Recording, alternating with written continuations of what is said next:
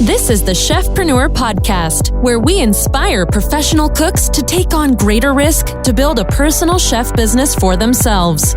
Now, here's your host, Andres Hinojosa. Welcome, everyone, to another episode of the Chefpreneur Podcast. My name is Andres Hinojosa. I am your host. Thank you so much again for tuning in again to the podcast.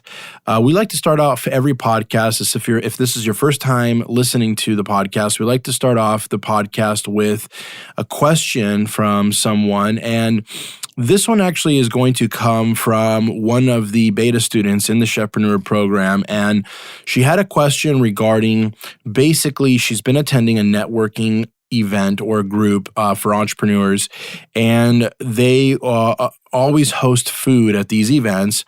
And she was talking to the organizer, and he was talking about possibly having her provide the food with some level of exposure, of course, in return for the food with the groups, as well as just obviously sending out emails and different things to his list. Now, she contacted me and just asked me, Chef, what should I do in this position? He basically was telling me that my prices were too high. He found them that they were a little bit out of his budget and price range for what he's wanting to spend for the networking event.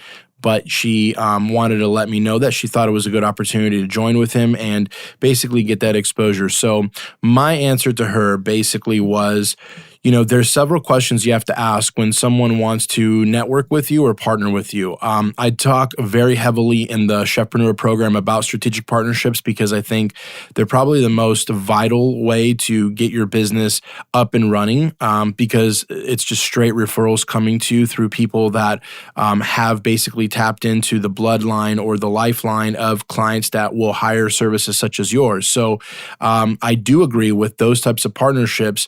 However, in this case, networking events, don't always, are not always cracked up to what they say they are, right?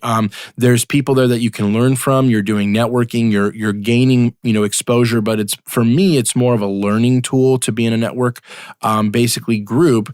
But on top of that, I asked her, well, what are they doing for food already? And she was telling me that they were doing, I think it looked like there was some Asian food, that they had rice and different things that they were getting from probably some local restaurant. They were being served basically in just foil containers, pop them open, help yourself, which sounds pretty low budget to me, and again, there's nothing wrong with that, but what I was trying to actually tell her was that when you're looking at your brand and what your brand stands for, you don't want to ever risk diminishing what you stand for and your standards, as well as what you're known for or what you're trying to be known for and what you're all about as a company, as your own self.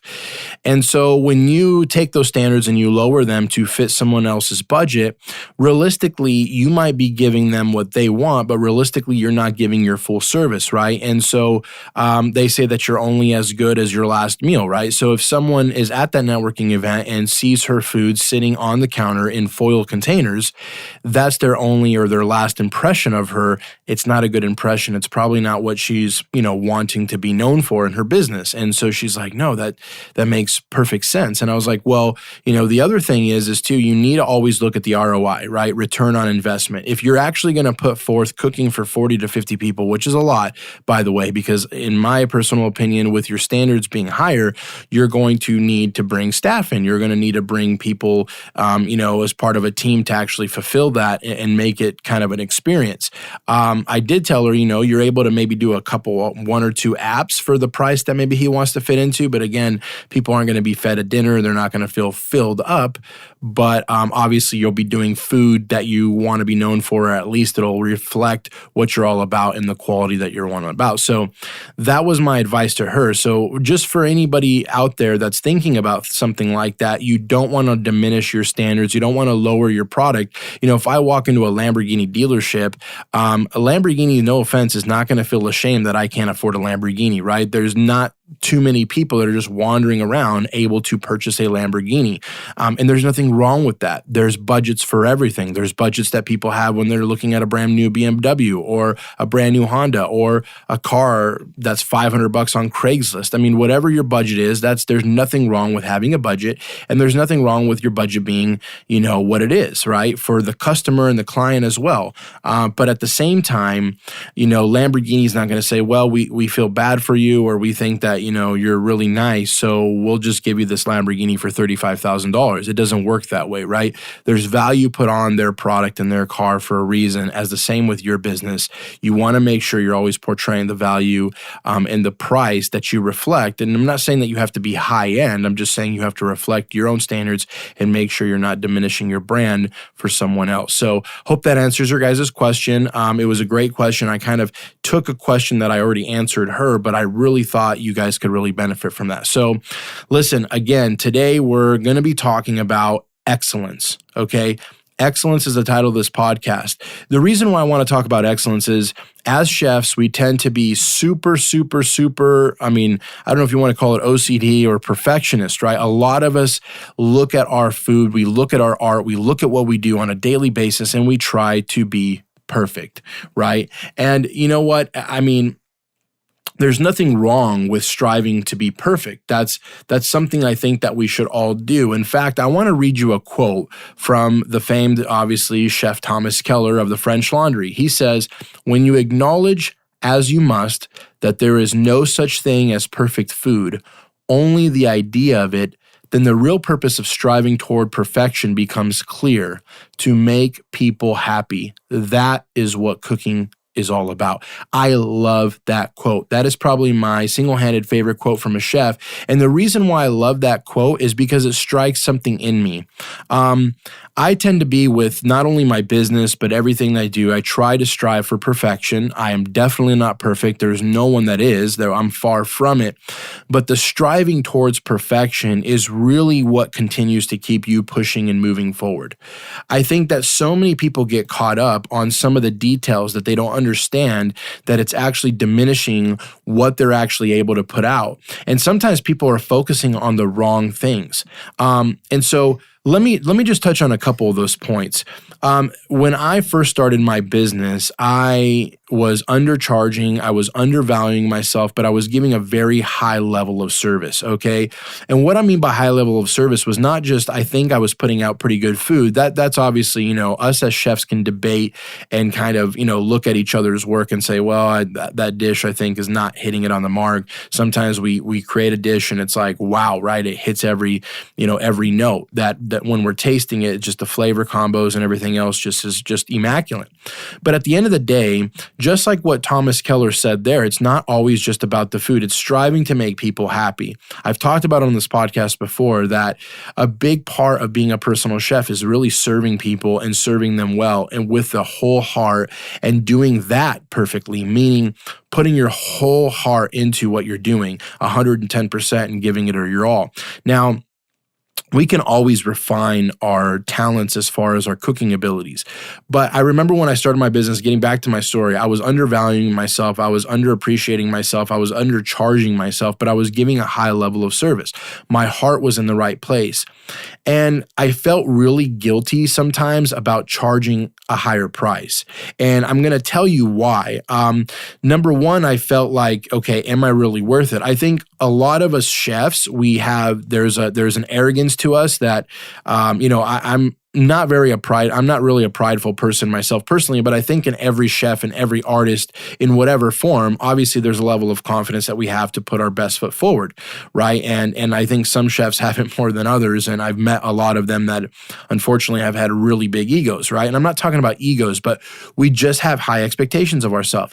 But the crazy thing is when I was working for someone else, and I think a lot of you guys can relate, when I was working for someone else, I felt like I deserved more money. I felt like I deserved more. I felt like I was, doing more than my job required, because I think we all feel that way. And a lot of times, to be very honest with you, we are doing a lot more than what we're getting paid for. We are going above and beyond. And, we are putting, basically our heart and soul into every single day. We're busting our tails every single day, right? And we don't really feel compensated, and we might not feel appreciated. But when I started my own business, it's funny how a lot of that shifts, right? Now it's like the spotlight's on me, and I still have those high standards, but then you're like, well, it's one thing working for the Ritz-Carlton and someone coming in, to a building that has that logo and that brand hanging over the top, and eating at the restaurant I'm cooking in, and at the same time having those high standards, and you're thinking, well, I'm only getting paid this much money per hour, or I have only making this much salary. But the overall experience for the guest out in the dining room is that they're getting their money's worth. They're getting the value that they're paying for, right? With the whole, I guess you would say, with the whole province of coming into the Ritz-Carlton, right? There's this prominence. If you walk into the French Laundry, you're expecting to pay a lot of money because you're expecting high standards. Your expectations are very high, right? And so to meet those expectations, they have to perform on a high level.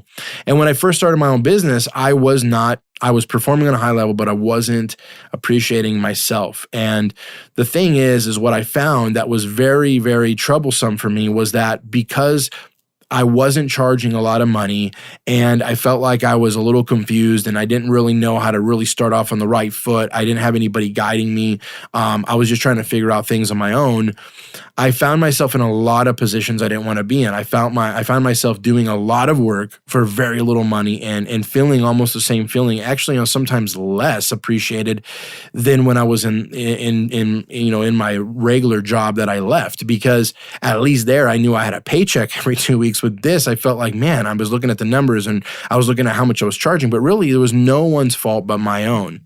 And then I started thinking about excellence, and I said, you know what? There's nothing wrong with me having high standards, and there's nothing wrong with charging for them, right?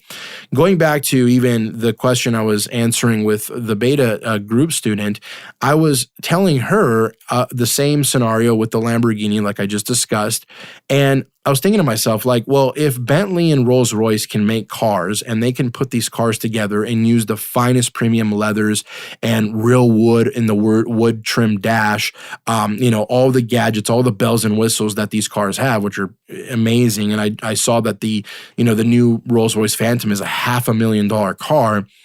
There's high standards on that car. You're not going to get in that car, and if you feel cheap plastic, you're going to be upset. You just paid $500,000 for a car. Every single piece of material should be up to par. And so it has to be the same way in our business. And really the way that you add value, again, not only to your customers, but you have to do things with excellence. And you have to understand that excellence is something that's vitally important in every business. And most businesses, I am dead serious about this, most businesses that we come in contact with, I don't care if it's a little like taco shop down the street. Here in California, we have taco shops everywhere. There's like 3 on, and every time that you go to a stoplight, you could probably pretty much find a taco shop. And a lot of them like have, decent food. They're okay. But there's just a few of them that really have excellence, not only their flavor, but their service. You call, you place an order for pickup.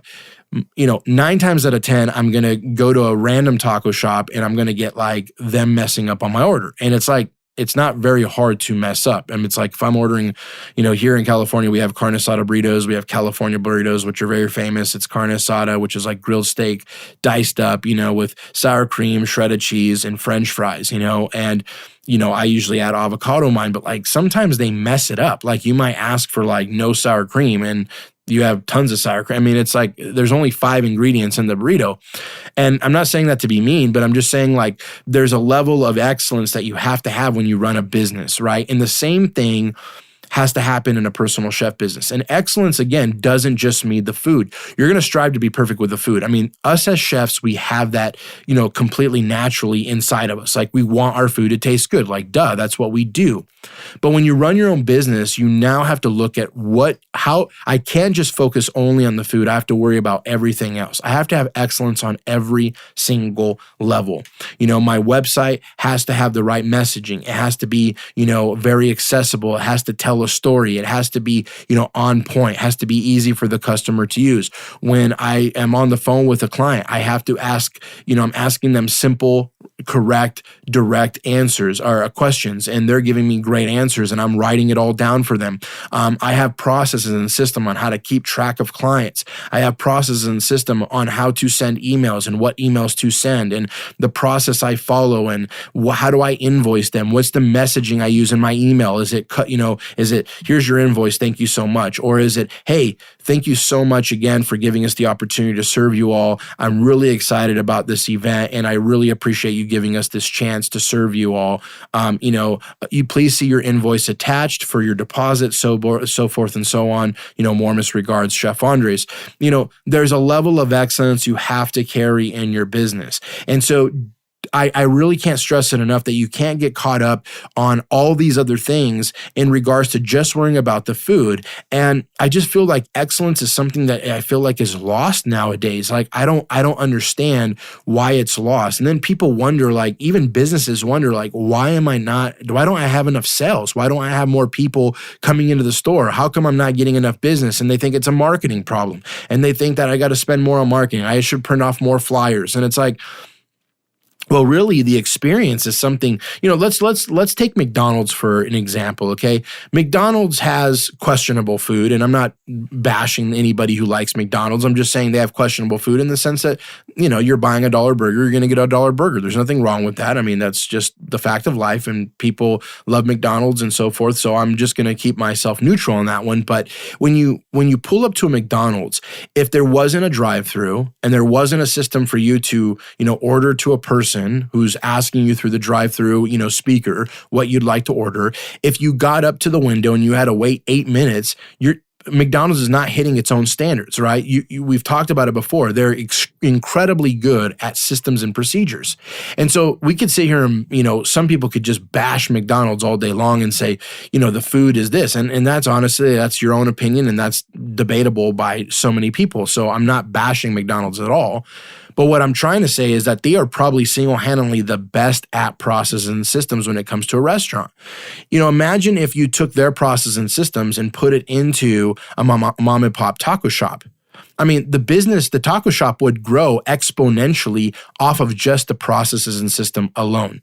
I mean, think about that. Or if you were going to call an Uber and the app didn't open and you were trying to push, request a driver and it didn't work and it just kept shutting down. And I mean, they spend millions of dollars on keeping their standards and processes going. That's these companies are always striving for excellence. And it's funny because how you know that a company is doing certain things really well is when you're never talking about them. So McDonald's, a lot of people are complaining about the food, but I've never heard anybody complain really about the wait. And the only times they do complain about the wait is when it's like 7 minutes long because McDonald's is so used to basically being fast all the time. That's kind of their brand standard. So it's like they're getting out of their lane and that's why you're like, hey, where's my double cheeseburger or whatever, right? So anyway, that being said, in every business, you have to strive for excellence in everything that you do.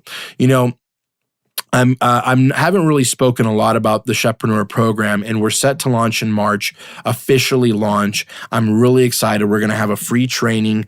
I'm excited for it. And at the end of the day, here's the deal, guys. In the program, I'm going to show you the best process and procedures that I've learned that I use in my business every single day. Like I said, this is not to gloat. This is not to brag. We did hit our $250,000 goal this last year, and it's incredible. And the thing is that we're already above. We've just finished January, and we're already ahead of January last year. We're already heading into a direction where we're going to do more this year. I've been averaging 1 to 3 inquiries a day on my website. And business is starting to really, really come in. And like I said, I've only started this business less than 4 years ago or about 4 years ago. So I'm really excited. But that being said, I think I've have found the secret systems aspect of the personal chef business that I feel like I have on a very high level that realistically sets me up to then go even be able to cook in these people's homes. Like they actually hire me because of my systems and processes from the beginning, right? It's not the food. They've never asked me for pictures of food. Like I've said before, nobody's ever asked me, very rarely. I mean, I've had 1 or 2 or 3 people probably in the entire company's history when they're on the first conversation, on the phone with me, ask me about my experience or where I've worked. Like nobody asked me that. Nobody asked for me to send them pictures of my food and blah, blah, blah, like some people have. And it's funny, if you're a personal chef out there, I'm going to say it this bluntly, if you're a personal chef out there and people are asking you to see pictures of food or where you've worked, then you haven't even spoken to them in the messaging of why they should even hire you. And you're probably losing tons and tons and tons of money, and you're leaving money on the table.